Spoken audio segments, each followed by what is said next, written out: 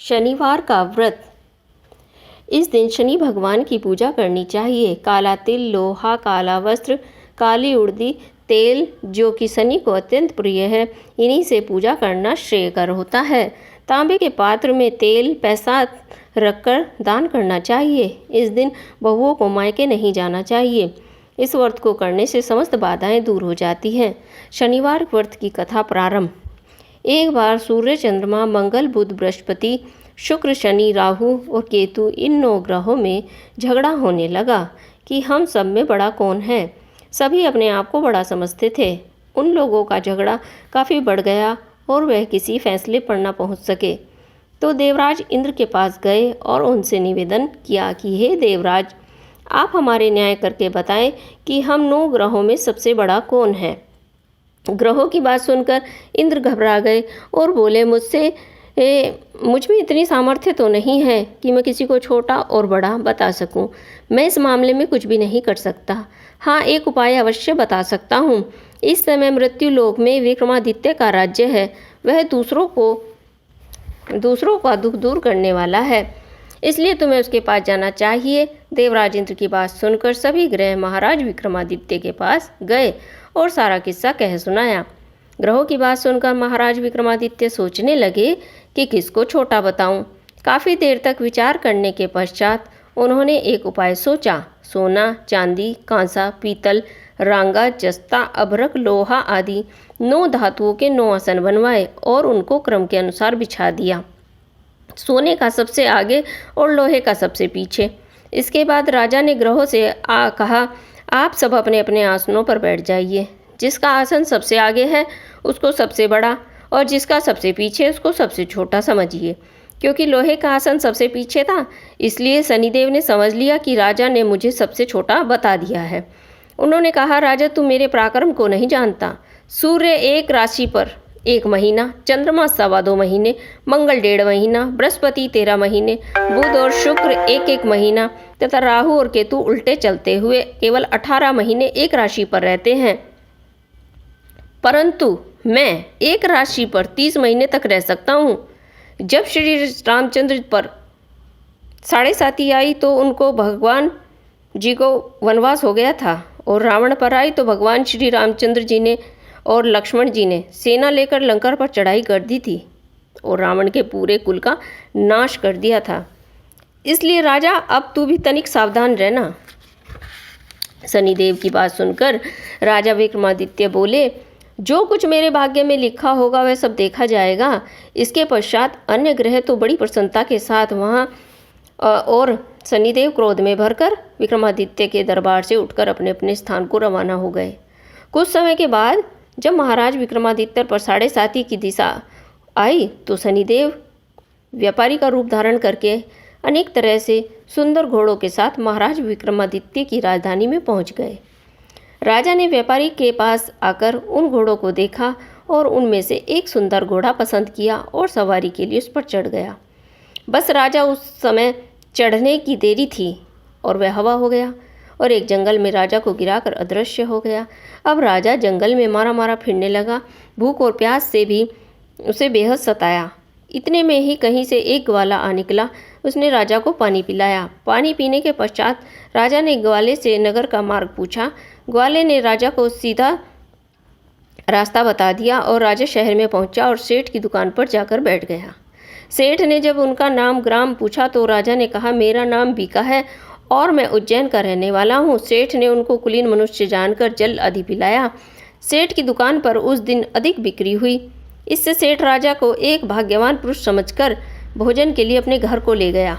भोजन करते समय राजा ने देखा कि एक सोने का हार खूंटी के साथ लटक रहा है और खूंटी हार को निगल रही है।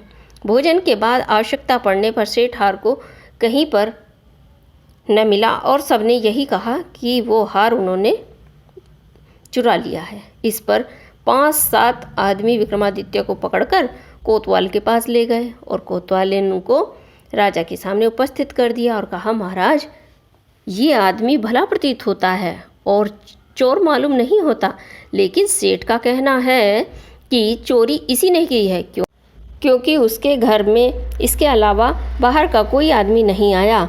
इस प्रकार राजा ने आज्ञा दी इस के हाथ पैर काटकर चौरंगिया किया जाए। राजा की आज्ञा के अनुसार महाराज विक्रमादित्य के हाथ काट दिए। इसके पश्चात राजा की यह दशा हो गई कि किसी ने पानी उसके मुंह में डाल दिया तो पी लिया, यदि रोटी का टुकड़ा मुंह में डाल दिया तो खा लिया। इस प्रकार कुछ काल व्यतीत हुआ तो एक तेली उनको अपने घर ले गया और अपने कोल्हू पर बैठा दिया। महाराज विक्रमादित्य कोल्हू पर बैठे हुए दिन भर बैल हाँकते रहते। जब राजा की बुरी दशा समाप्त हो गई और एक रात को जब वर्षा के समय वे मल्हार गा रहे थे तो उनका गाना सुनकर उस नगर की राजा की लड़की उन पर मोहित हो गई और अपनी दासी को इस बात का पता लगाने के लिए भेजा कि इस महल में कौन मल्हार गा रहा है। दासी ने महल में आकर राजकुमारी को सब वृत्तांत सुनाया।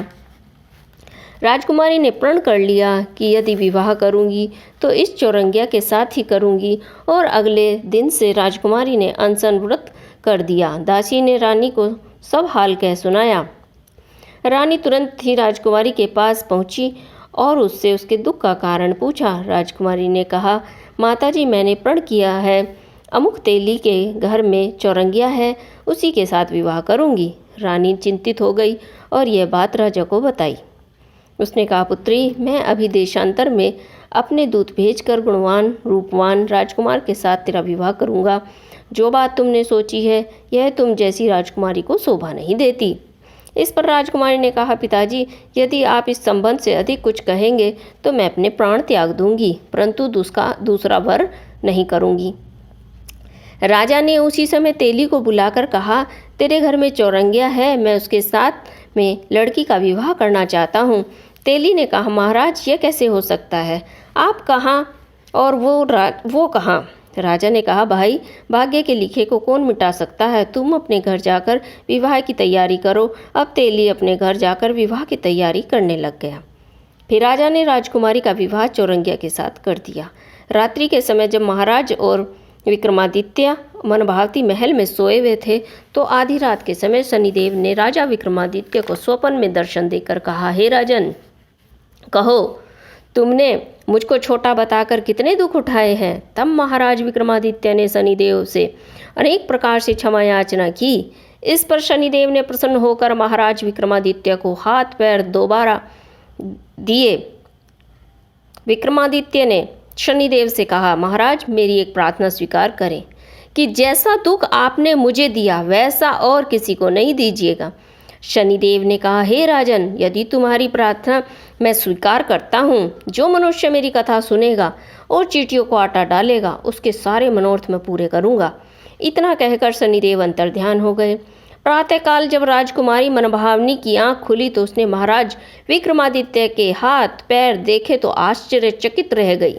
उसको चकित देखकर राजा ने अपना समस्त वृत्तांत कहा और यह भी बतलाया कि मैं विक्रमादित्य हूँ। नगर भर में प्रसन्नता की लहर दौड़ गई। जब सेठ ने यह खबर सुनी तो दौड़ा दौड़ा आया और विक्रमादित्य के चरणों में गिर पड़ और क्षमा मांगने लग गया कि आप पर मैंने चोरी का झूठा दोष लगाया, अतः आप अब आपका जो चाहे मुझे दंड दे दीजिए। राजा विक्रमादित्य ने कहा, सेठ मुझ पर शनिदेव का कोप था, इसमें आपका कोई कसूर नहीं है। सेठ ने कहा, परंतु मुझको तभी शांति होगी जब आप मेरे घर चलकर प्रीतिपूर्वक भोजन करेंगे। सेठ महाराज विक्रम को अपने घर ले गया और बहुत ही बढ़िया तथा स्वादिष्ट भोजन बनाया और उसको भोजन कराया। जब महाराज विक्रमादित्य भोजन कर रहे थे तो उन्होंने एक आश्चर्य की बात सबको दिखाई। जो खूंटी पहले हाड़ निगल रही थी अब वो उगल रही थी। महाराज विक्रमादित्य ने कहा, जब मुझ पर शनि की दशा थी तब खूंटी ने हाड़ निगल लिया था, अब शनिदेव की दशा समाप्त हुई तो खूंटी हाड़ उगल रही है। तो सेठ ने हाथ जोड़कर कहा, मेरे यहाँ एक कन्या है, उसका पाणी ग्रहण करें।